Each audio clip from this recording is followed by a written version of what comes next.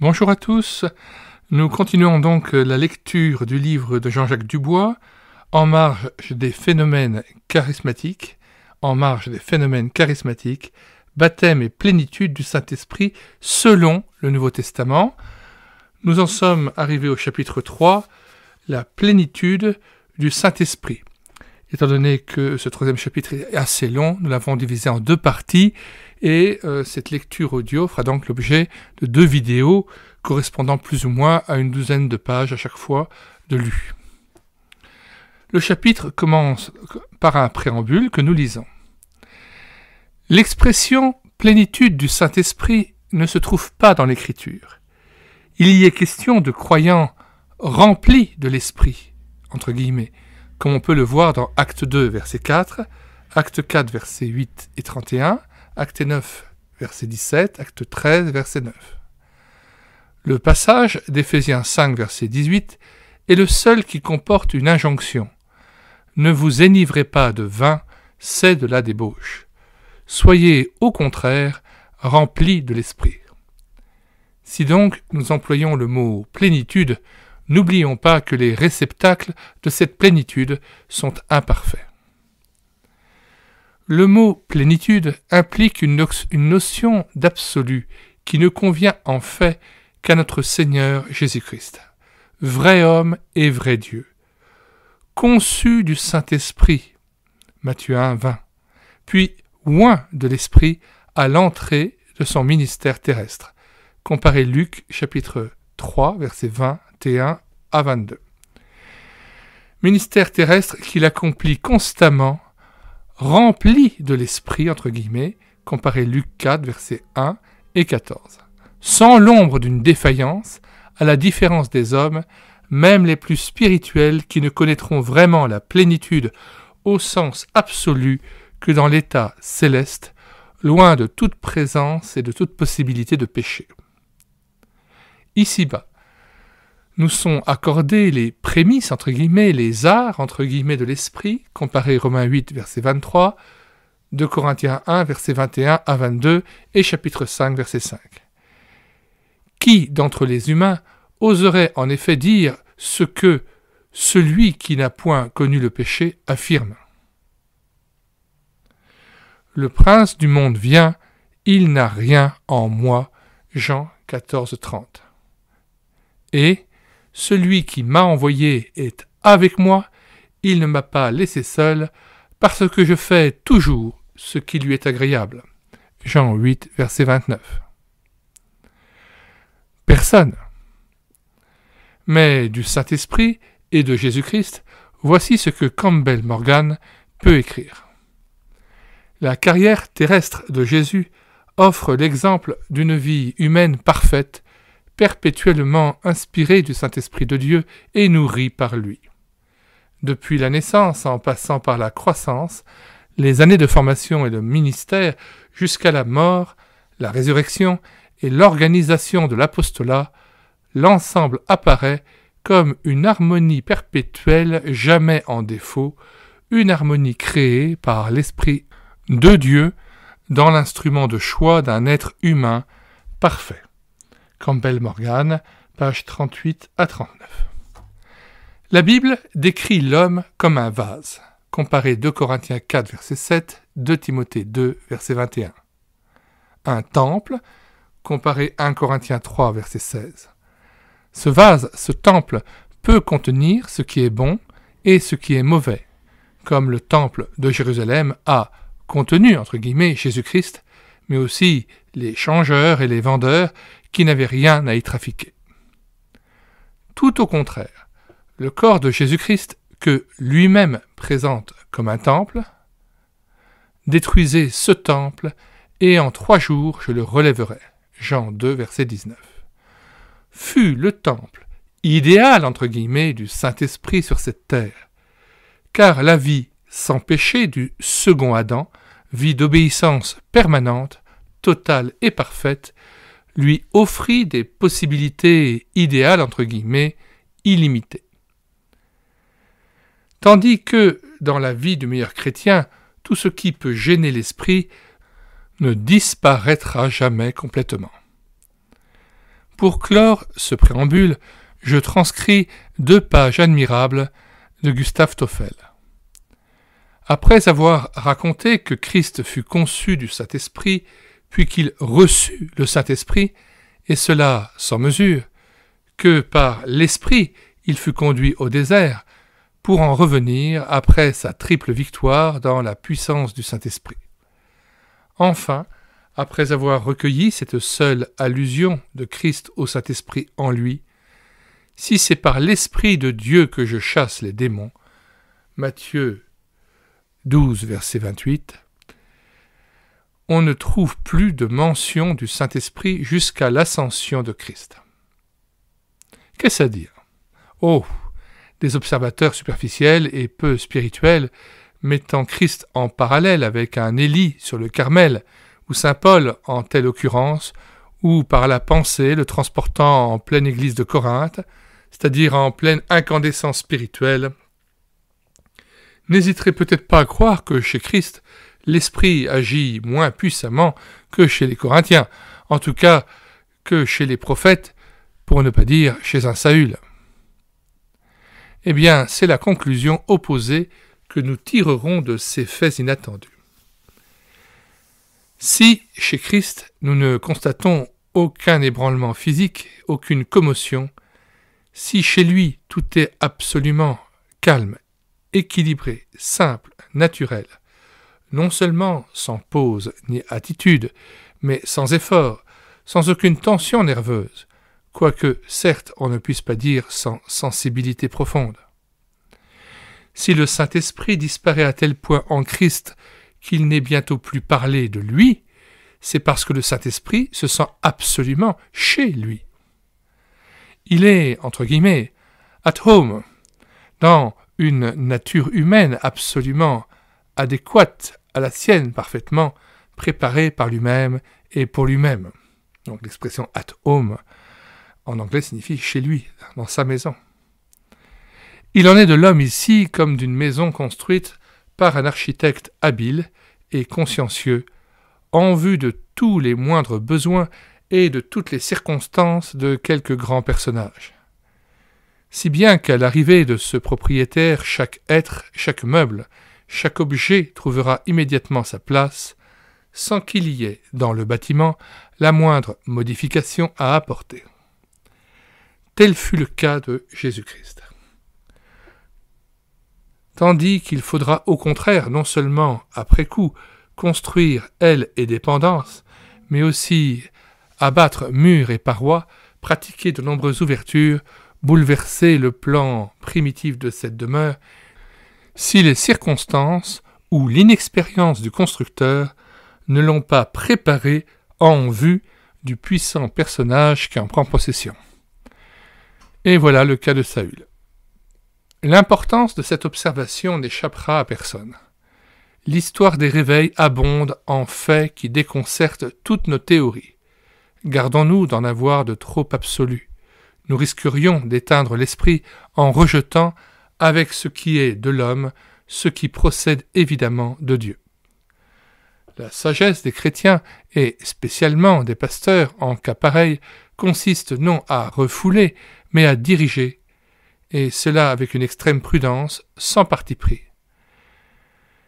Mais, d'autre part, en face d'excitation et de la secrète convoitise de phénomènes extraordinaires, qui paraîtraient aux âmes inexpérimentées la marque indispensable d'un vrai réveil, il sera toujours sage de se rappeler, et de rappeler doucement, que, de tous ceux qui ont reçu le baptême de l'Esprit, celui qui l'a reçu sans mesure est aussi celui dans la vie duquel manque le plus complètement de tels phénomènes. Instrument parfait, touché par un parfait artiste, encore une fois tel fut le Fils de l'homme au service de l'Esprit. Note 2, Toffel, page 49-51, le Saint-Esprit. Je rappelle que nous avons numérisé cet ouvrage aussi, que vous pouvez télécharger gratuitement sur le site internet médiathèquechrétienne.fr. Exposé sur la plénitude de l'Esprit. Introduction. Quand Dieu fait un don à l'homme, ce don est parfait et complet. Toute grâce excellente et tout don parfait descendent d'en haut, du Père des Lumières, chez lequel il n'y a ni changement, ni ombre de variation. Jacques 1, verset 17. Toutefois, n'oublions jamais que le réceptacle humain est imparfait et limité et que, tant que nous vivrons dans cette chair corruptible, quelque chose manquera toujours à ce que nous appelons plénitude. Dans la gloire seulement, Dieu sera tout en tous. Comparez 1 Corinthiens 15, verset 28. À l'idéalisme, au perfectionnisme, au pessimisme, nous opposons le réalisme. Certes, Dieu remplit de son esprit les vases de terre, entre guillemets, que nous sommes, mais que sera-ce quand le Seigneur transformera le corps de notre humiliation en le rendant semblable au corps de sa gloire? Philippiens 3, verset 21. La nature et la capacité du contenant auront changé. Les termes symboliques qu'emploie l'Écriture pour parler de l'Esprit font penser à l'abondance, à la fraîcheur, à la puissance, à la permanence. Le don de Dieu à l'âme qui croit n'a pas de commune mesure avec ce que le monde peut donner et la manière dont il donne. Dieu a promis de répandre des eaux sur le sol altéré et des ruisseaux sur la terre desséchée. Comparez Ésaïe 44, versets 1 à 4. D'ouvrir une source abondante de paix et de fidélité, Jérémie 33, verset 6, de nous donner une eau qui deviendra en nous une source d'eau jaillissant jusqu'en vie éternelle, comparez Jean 4, versets 13 à 14, de faire couler de notre sein des fleuves d'eau vive, comparez Jean 7, verset 38. Nous n'avons donc pas le droit de ramener la vie chrétienne à quelque chose de petit, d'étriqué et de mesquin. Le don de la grâce est aussi parfait que l'auteur de la grâce, qui désire toujours l'abondance pour ses enfants. Seul notre manque de foi peut limiter le déploiement des possibilités divines. Oh, si tu étais attentif à mes commandements, ton bien-être serait comme un fleuve et ton bonheur comme les flots de la mer. Ésaïe 48, verset 18. Si tu connaissais le don de Dieu, et qui est celui qui te dit « Donne-moi à boire », tu lui aurais toi-même demandé à boire, et il t'aurait donné de l'eau vive. Jean 4, verset 10. Premièrement, l'œuvre de Christ est la plénitude. La plénitude de l'Esprit est à considérer en relation avec la venue et l'œuvre de Jésus-Christ. Jésus-Christ est venu pour que ses brebis aient la vie et qu'elles soient dans l'abondance. Comparez Jean 10, verset 10. L'œuvre parfaitement accomplie à la croix a ouvert une source de paix et de fidélité. Les eaux vivifiantes ont pu couler et se répandre librement. Je vois un symbole de ce fait dans Jean 19, versets 33 à 34. S'étant approchés de Jésus et le voyant déjà mort, ils ne lui rompirent pas les jambes. Mais un des soldats lui perça le côté avec une lance, et aussitôt il sortit du sang et de l'eau. Après avoir fait la purification de nos péchés, le Seigneur s'est assis à la droite de la majesté divine dans les lieux très hauts, et il a demandé au Père de répandre l'Esprit promis, dont la venue en plénitude attestait la glorification de Jésus. Et moi, je prierai le Père, et il vous donnera un autre consolateur, afin qu'il demeure éternellement avec vous, l'Esprit de vérité. Jean 14, verset 16. Cependant, je vous dis la vérité. Il vous est avantageux que je m'en aille, car si je ne m'en vais pas, le Consolateur ne viendra pas vers vous. Mais si je m'en vais, je vous l'enverrai. Jean 16, verset 7. C'est ce Jésus que Dieu a ressuscité. Nous en sommes tous témoins. Élevé par la droite de Dieu, il a reçu du Père le Saint-Esprit qui avait été promis, et il l'a répandu, comme vous le voyez et l'entendez. Acte 2, versets 32 à 33. La plénitude de l'Esprit est donc directement liée à la personne et à l'œuvre de Jésus-Christ. Toute doctrine du Saint-Esprit qui laisse Christ et sa croix à l'arrière-plan porte en elle-même le germe de l'erreur et de la séduction. Le but de l'Esprit en tant que plénipotentiaire divin, c'est-à-dire plénipotentiaire qui a tout pouvoir au nom de Dieu, consiste toujours à glorifier Christ, à l'annoncer, à le représenter. Quand Jésus a parlé d'un autre consolateur, il a voulu marquer l'identité d'origine, de nature et d'action de son esprit, tout comme si un autre lui-même, entre guillemets, devait habiter le cœur de ses disciples. Ce fait merveilleux apparaît principalement dans Jean 14, versets 15 à 20, et Jean 16, versets 12 à 15. Dans 1 Corinthiens 15, verset 45, l'apôtre parle du dernier Adam qui est devenu un esprit vivifiant. Et dans 2 Corinthiens 3, versets 17 à 18, après avoir déclaré « Or, le Seigneur, c'est l'Esprit ». Il affirme que nous sommes transformés en la même image, de gloire en gloire, comme par le Seigneur, l'Esprit. L'eau coule du rocher. Il faut donc s'approcher du rocher pour recevoir l'abondance de cette eau. Celui qui est privé de l'esprit est dans une situation d'orphelin, comparé Jean 14, verset 18, tandis que celui qui croit en Jésus-Christ a tout pleinement en lui. Cette plénitude est donc en Christ et elle se déverse dans l'âme qui croit par le Saint-Esprit, comparé Colossiens 2, verset 10, Romains 5, verset 5, 1 Jean 3, verset 24 et 1 Jean 4, verset 13.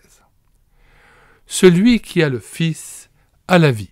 Celui qui n'a pas le Fils de Dieu n'a pas la vie. 1 Jean 5, verset 12. Par conséquent, si quelqu'un n'a pas l'Esprit de Christ, il ne lui appartient pas. Romains 8, verset 9. Beaucoup d'enfants de Dieu, voulant ressentir les grâces divines, oublient que le juste vit par la foi, cette foi qui s'approprie continuellement et de plus en plus les bénédictions dont nous avons été bénis en Christ dans les lieux célestes. Au lieu que leur foi se fortifie et acquiert une nouvelle capacité, dans le sens de l'augmentation du volume d'un récipient, elle s'étiole tandis que le psychisme s'exacerbe. C'est par la foi que nous avons eu accès à la grâce de la justification. C'est par la foi que nous aurons accès à toute la plénitude du salut en Christ. Sanctification et achèvement parfait.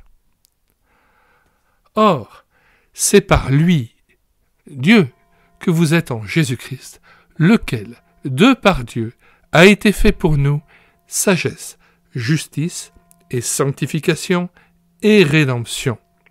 Rédemption signifiant le rachat. Afin, comme il est écrit, que celui qui se glorifie dans le Seigneur. 1 Corinthiens 1, versets 30 à 31. Il convient ici de poser la question de McConkie. Au fond, ne sommes-nous pas plus soucieux de la bénédiction, de la joie, du sentiment de la plénitude de l'esprit, qu'avides, désireux, empressés de livrer notre vie à notre Sauveur, même si aucun sentiment n'en devait résulter? Ainsi donc, que votre consécration soit loyale, complète. Occupez-vous de cela seul et laissez tout le reste à Dieu. Note 3, McConkie, page 66. Il s'agit du livre intitulé « Le triple secret du Saint-Esprit », livre que nous avons numérisé. qui a été d'ailleurs épuisé et non réédité, que nous avons téléchargé et téléversé sur médiathèquechrétienne.fr. Vous pouvez le télécharger gratuitement. Je répète, McConquet, le triple secret du Saint-Esprit. Enfin, cette plénitude est destinée à tous ceux qui croient. Elle n'est pas réservée à une sélection de croyants. Et nous avons tous reçu de sa plénitude et grâce pour grâce. Jean 1, verset 16. Dieu veut donner le maximum à tous ceux qui croient, car il désire pleinement glorifier l'œuvre expiatoire de son Fils. Deuxièmement, le chrétien est la plénitude. La plénitude est l'état normal du chrétien. Jésus-Christ baptise le croyant et le remplit du Saint-Esprit dès sa conversion. Ce fut le cas de Saul de Tarse lors de sa « reddition » entre guillemets au Seigneur, comparé Acte 9, verset 17, et des païens d'Antioche de Pisidie lorsqu'ils se tournèrent vers Jésus-Christ après avoir entendu la parole du Seigneur, comparé Acte 13, verset 52. Il est donc faux de considérer la plénitude comme un état exceptionnel. Cela provient du fait que nous nous habituons à la médiocrité. C'est au contraire l'absence de cette plénitude qui constitue un état anormal, qui ne glorifie pas le Seigneur, n'édifie pas l'Église et n'attire pas les inconvertis à Jésus. Dans l'Église primitive, l'on savait reconnaître les hommes remplis de l'Esprit et on les estimait capables de s'acquitter d'une fonction humble ou éminente. C'est ce que l'on voit dans le cas des diacres, d'Acte 6, versets 5, versets 3 et 5, et dans celui de Barnabas à Antioche, comparé Acte 11, verset 24.